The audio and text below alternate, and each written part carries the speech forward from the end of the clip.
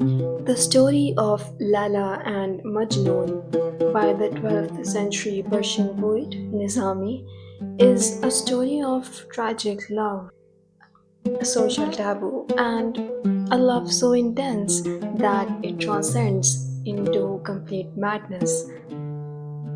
Rumi, however, transforms this tragic romance into a spiritual allegory where Lala represents the beloved and Majnun as the ultimate spiritual seeker who is in search for the truth. So the story begins with a young nobleman named Gas ibn al-Mulawwa, and he meets a young beautiful girl named Lala, and he falls in love with her instantly at the first sight. So, and Gas is so profoundly in love with Lala that he begins to chant love poems that are dedicated to Lala in the streets and in the markets.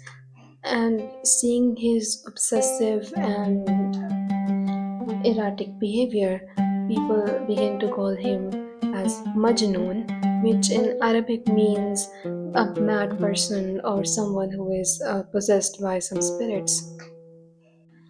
And when Cass asks for Lala's hand in marriage, her father sees this as some love scandal instead of seeing the true love of Cass, and he just refuses flatly.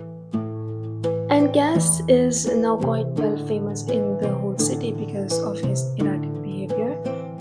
So the news of this young man soon reaches the Khalifa of the time, and the Khalifa reads the poetry of the Majnun. After reading the poetry, he is quite fascinated by the beauty of the Lala as described by the Majnun, and now he thinks how beautiful the lady would be that Cass is madly in love with her. How beautiful the lady would be that Cass is madly in love with her. So now he's so curious to see the lady that he summons her in his court. And now Lala is brought to the court of the Khalifa, and when the Khalifa sees Lala for the first time, he remarks that there is nothing extraordinary in her appearance, and she is quite an ordinary girl, and that Cass is really blind for falling in love with such an ordinary girl.